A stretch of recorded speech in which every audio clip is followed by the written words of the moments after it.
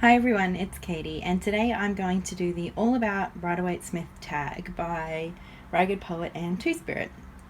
I've been kind of looking for a bit of an excuse to have a chat about some of my RWS Smith decks and clones because quite obviously I love them. I love the RWS Smith deck. I think it's beautiful. I love Pixie's artwork, and then I also just adore comparing the different editions as well as the different clones that have been based on her artwork or have indeed used her artwork. Also, I wanted to talk a little bit about what I think a clone is when we're talking about RWS Smith clones.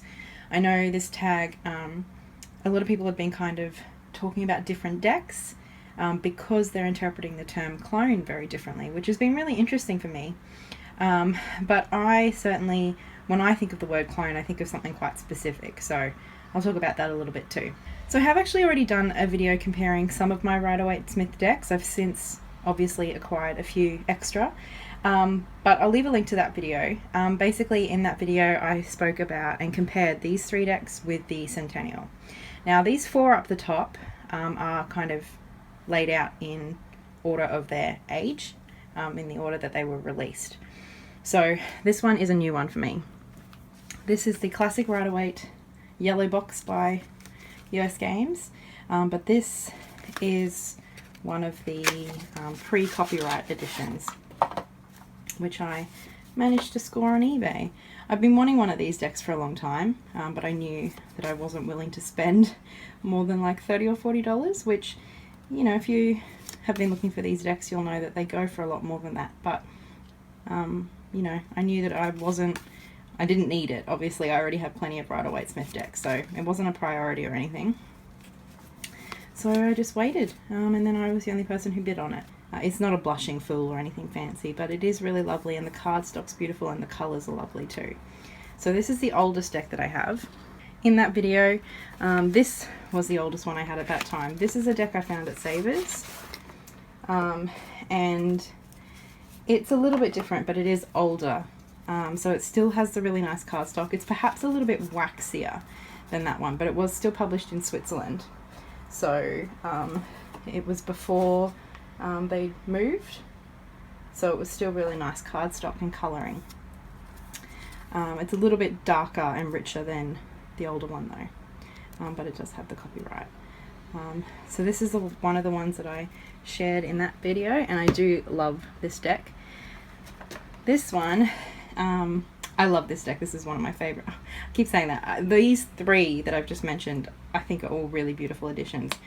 This one, from what I gather, was published in the 90s. Comes in a cool 2-part box.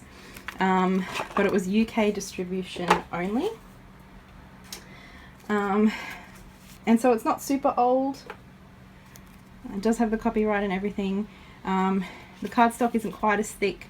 It's a little bit more slick than those two, but it's still not plasticky, and the colours are still quite nice. The lines are quite fine as well compared to some of the newer decks that we have. So yeah, I showed this one in that video a little bit too. Really like this edition, and this one you can pick up on eBay really quite cheap because it's not a rare one, it's not a super old one. So yeah, don't pay too much for this, but it is a nice copy if you do get your hands on it. And this one is just the yellow box that you get now. You can see the colours are really quite almost offensive to the eye if you ask me. Very, very plasticky cards, and we have the typeface instead of Pixie's beautiful hand lettering. So not my favourite deck. And I'm really quite happy to have the others in my collection. But it is still interesting. I keep this one because I think it's really interesting to see the differences. It might be a little bit harder to see from a distance, but when you're zoomed in close or even here in person, they all look really quite different. And of course my other actual RWS Smith is the smith-waite Centennial, which this is the deck that made me fall in love with RWS Smith. The colouring's a bit more muted, it's softer, but the lines are really quite clear. The cardstock's lovely. Everything about this deck is really lovely, and it's wonderful that it's so accessible for us. Now the other 3 decks here are kind of more what I would consider clones. These 5 that I've just shown, I feel like are the Rider-Waite Smith, they're just different editions. These are what I feel like are clones. This is, I think it's the Universal Tarot. This is by US Games.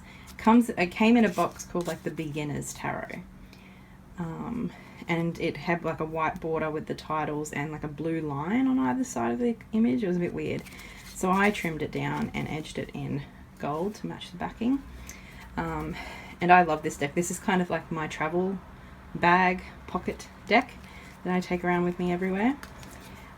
So the reason I say this is a clone is because it's the same imagery. It has been redrawn, but the images themselves really haven't changed. Like, I mean, this is the image that we see in the 8 of Cups in the Rider-Waite Smith. It's just been redrawn and recolored. So to me, this is a clone. This is what a clone is.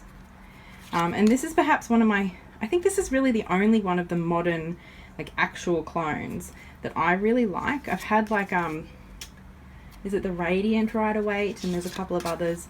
Those ones I just don't, I don't know, I don't like those ones. I've had 2 of them. I don't remember specifically which ones, but I don't know, the colouring, it just made the Rider-Waite Smith feel lifeless to me. Whereas this one I really quite like. So this is a deck that I get a lot of use out of. Seeing as we have the Fool up, you know, his clothes are the same, like everything about this is the same. Just some of the colours are a bit different. Obviously there's a blue sky instead of a yellow, but he's in the same position, all the symbolism is there. It's very, very recognisable as Pamela Colman-Smith's Fool. Next up I have the Golden Rider. This is an out-of-print deck. And some people say this is one of the ugliest decks, but I really like it. So this is Pamela Colman-Smith's artwork, but it's been recolored, which was a pretty popular thing to do back before US Games had the copyright for the Rider-Waite Smith. And I mean, I can appreciate that this isn't everybody's, you know, cup of tea, but there is something really pretty and gentle and sweet about this colouring, and it is interesting to me just how much, you know, a change of colouring really does change the feel of the deck. This one here is the Hoi Polloi, which is what this big long box is. This deck comes in that box. This is definitely not for everybody. The colouring is very, very 70s. Very early 70s too, isn't it? Look at it. Goodness. It's really bold. And the images are the same. It's just, you know, some of the detail might not be there anymore. But absolutely, it is the same artwork or the same imagery. This deck itself is a little bit beat up. I'm not too fussy about the condition. The Hermit card is absolutely the worst in terms of the condition, which is a bit sad, but you know, I'm not willing to spend a lot on these sorts of decks. And so yeah, I'm not too fussy about their condition. It's still usable. So that's the Hoi Polloi. And this deck has a real kind of cheeky sort of character to it. It's fun to read with. So those are all like the Rider-Waite Smith decks that I have. And if you were to ask me what a clone is, I would say these 3 decks. To me, clone, the word clone means that, you know, it's basically the same. It comes from the original. There has been very few changes, and if there are any changes, they're subtle. So for example, with the Hoi Polloi, there's just bits missing, maybe 1 or 2 little things added, such as in the Moon card. If I were to extend that meaning, I have a few decks that would come to mind, and I'll share. One certainly is the one of my favorite decks, actually, the Royal Fez Moroccan. Now the reason I feel like this is a clone, because 99% of the images are exactly what we're used to seeing, like in terms of the position of the characters, the way that the perspective of the image as well, and a lot of the symbolism. These cards look very much like the Rider-Waite Smith images. It's just obviously styled slightly differently, and the colors are a bit different too. But everything about these images, like nothing, there's not a big reinterpretation of the image, or even really any reinterpretation of the image. Here we have the Eight of Cups again. It's, you know, it's the exact same picture in terms of the elements of it. It's just styled differently. So this feels like a clone to me as well, although I understand that that's a slightly broader interpretation of the word. But for me, these images are still, you know, they're still Pixie's idea, concept, just someone redrew them. So my interpretation of the word clone does extend to an extent to decks like the Royal Fez Moroccan, but it doesn't extend to decks like the Circa Tarot or the Anna K, which I hear a lot of people say they are clones. The Circa Tarot is actually one of my favourite decks for readings. I use it a lot. It's such an easy deck to read with. But, I mean, here's the Strength card. That's a good example. It doesn't look like Pixie's artwork at all, or even Pixie's concept, Pixie's image. It's a reinterpretation of the Strength card. It's still definitely based in the Rider-Waite concept. You know, we have a lot of the symbolism as well. Like, we still have the lion and the woman, and we have the infinity symbol and stuff like that. It's still definitely inspired by the imagery that we're used to, but it's a reinterpretation. It's new. Same with Justice. You know, a lot of the stuff that we're used to seeing is there, but it is still different. Death is really quite different. So to me, this sort of deck is based on the Rider-Waite Smith, or it's inspired by the Rider-Waite Smith. It's not a clone, which I have heard some people say. And there's certainly elements, as I said, that are very Rider-Waite Smith, but to me, it's a reinterpretation. It's certainly inspired by and based on, but it is a reinterpretation. Okay, so now that we've done that, let's do the tag. So the first question is, what is your favourite Rider-Waite Smith clone and why? In terms of the Rider-Waite Smith decks that I have, my favourite would be my pre-copyright edition. I think the colours are beautiful, the cardstock's beautiful, it's just really lovely to touch and work with. If I'm talking about clones, so not a Rider-Waite Smith deck, that's a bit more tricky. I'm torn between two, which is funny because I've only got 4 here. And it would be the Royal Fez, but as I said, that's a borderline clone. But I adore this deck, and I do consider it a clone because there's so much about it that is Rider-Waite Smith. So I would probably say my favourite is the Royal Fez. I just love this deck so much. I think the artwork's beautiful. I love how the colour's been done. I think it's really evocative. It's very purposeful. But in terms of which one I use the most, that would probably be the Universal, because I carry it around. The colours are really lovely, so it's a little bit more accessible for people, but it's still recognisable. Question 2 is, what is your life path card and how do you relate to it? My life path card is the Hanged Man, which does also mean that numerologically the World and the Empress are also pretty important to me too. But I love the Hanged Man card. But it is also one of those cards that has so many different meanings, and its meanings has certainly changed over time, perhaps more than any other card. Or, you know, it's one of those top cards that has changed a lot over time. And so I get a lot of meaning out of this card. I think it has a lot to teach me. It also, I see myself in this card, but also see so many lessons that I have in this card. For example, the idea that he's having to experience suffering or trouble or difficulty, but he's kind of allowing that to happen so that he can learn from the experience or gain new insight. That's certainly something that I've had to kind of come to terms with, or be able to frame my experience in this way sometimes, because of my own life experience, especially with my mental illness and my experience of recovery. Now, question 3 is your favourite major and your favourite minor cards. I'm just going to move these down. The Hanged Man is, as I said, definitely one of my favourite cards, but so is the Fool. I love the Fool. And I think the Hanged Man is kind of that card that I have always loved and will always love, whereas the Fool is the card that I kind of is my favourite at the moment, if that makes sense. It's probably the most pertinent to me at the moment, and the one that I'm really drawing a lot of inspiration from at the moment. But for my minor card, it's the Nine of Pentacles. I just adore this card so much. I've spoken about this card before, but this card reminds me of me when I'm in the park. When this card comes up in spreads, it's usually a reminder that I need to go for a walk. Go get the poodles and go for a walk to the park.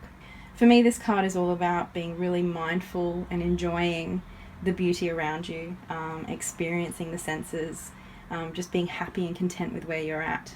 And it's also just, for me personally, it's a lot about finding the beauty where you experience it most easily. And for me, that is in nature, on my bushwalks, walking with my dogs, whatever that is. So that's this card for me, and that's why it's my favourite. Question 4 is, do you prefer the Rider-Waite Smith system over others? If so, why? Yes, Rider-Waite Smith all the way for me. I love the Rider-Waite Smith. I mean, obviously it's what I started with, but also I don't feel any need to leave it. There's so much to it, and there's so much more to learn and experience that it doesn't at all feel stale at this point. It doesn't at all feel boring or old. Not only do I love the actual Rider-Waite Smith Pixies artwork, but also just I love that there's so much content and resources created around this deck. As a self-proclaimed complete and total nerd, learning about the deck from different resources is part of why I love tarot so much. So the fact that there is so many books for me to read and videos to watch and blog posts to read about this artwork excites me. So that is part of the reason that I love this deck so much. Question 5 is, what card is stalking you currently? And I don't really have any specific card stalking me at the moment, which is nice, I guess. But if I had to say any, and I think this has been true for quite a few months now, it's the Fool and the Pages that are coming up for me quite a bit. And I think that's just because of, the place that I am at in my life at the moment is very much, that new beginning in so many ways. Question 6, cards you look for first in any style deck that make or break the deck for you. For me, there are no cards that are make or break. For me, I'm more looking at the general feeling of the deck. Even though the Hanged Man and the Knight of Pentacles are my favourite cards, if those are the only two cards that aren't done quite right, but every other card speaks to me, then, I'm probably going to be fine with that deck. Having said that, though, there are cards that I am perhaps a little bit more interested to see how the artist has, chosen to approach. For example, the Hanged Man and the Wheel of Fortune, and even the Hierophant and Judgment. Not specifically because I particularly love those cards, but more because even in decks that do deviate from traditional imagery, so often those cards remain very similar or the same to the traditional imagery, which I don't really know why. I don't know why people don't always feel that they can step outside of the box with those cards, but do with others. So I'm always curious to see if somebody has kind of decided to try something new with those cards that we don't always see people doing something different with. Question 7, your first and last Rider-Waite Smith deck. So my first, I think, would probably be this yellow box, the modern yellow box, the plastic oversaturated one that you can get anywhere and everywhere. And my last one would be the Golden Rider. Question 8, how many Rider-Waite Smith decks do you have? If we're talking about actual Rider-Waite Smith decks and the different editions, I have 5. If we're talking about clones, I would personally say I have 3 or 4, depending on, what you mean by that. If you're talking about Rider-Waite Smith based decks, then most of my collection would probably fall into that category. Question 9 is, are you a by the book or an intuitive reader? I think like most people, I'd probably be both. I definitely feel like I prefer having a foundation in book knowledge. Just that's, the sort of person I am. I feel that book knowledge frees me up to be more intuitive because I feel like I have, something to support me. I have something solid to stand on. I'm not questioning myself so much that I can't hear my intuition. For me, I feel like book knowledge and an understanding of the tradition itself and the symbolism is where I start from, and then intuition kind of helps communicate those meanings in a way that is relevant to the question, is relevant to the person. The intuitive kind of brings that special personal touch to the message of the cards. Question 10 is, how do you feel about the proliferation of Rider-Waite Smith decks? Good or bad? Are there too many? Now, I'm kind of I have a mixed answer to this. First and foremost, obviously, I love the Rider-Waite Smith and all its derivatives, so no, I don't feel like there's too many. I really enjoy seeing the different imagery, or the same imagery interpreted slightly differently through colour or line work. Equally though, sometimes with modern decks, it can almost feel sometimes like an artist has just decided to make a tarot deck, and so they've just used this imagery but done it in their own style. That sometimes feels a little bit boring, I guess would be the right word. So yeah, I don't think it's a bad thing that there's heaps of Rider-Waite Smith clones or very similar decks. It doesn't bother or anger me at all. I just also really do appreciate when an artist does something a little bit different. You know, stuff, it doesn't have to be super crazy different out there. Just stuff like the Anna K. Like, that's definitely based in Rider-Waite, but she still brought something new. Stuff like that, I think that is more interesting to me. So the final part is to draw a card from your favourite deck and ask, what do I need to know right now? Now, I did try to film this video earlier, but it didn't quite work, so I've actually already done that. And I drew the Four of Wands. And what came to mind immediately in that, you know, first filming was that I need to learn to celebrate my smaller milestones and successes, especially as I'm starting out on so many new journeys.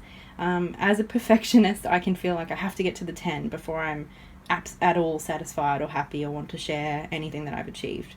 And this week especially, I'm starting to learn how important it is, you know, not to wait until something is 100% done, but to celebrate those smaller milestones along the way. That's definitely something that's kind of coming up for me at the moment.